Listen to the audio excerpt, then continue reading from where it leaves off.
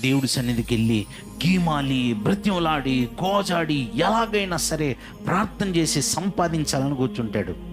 అది మనిషి చేసేది.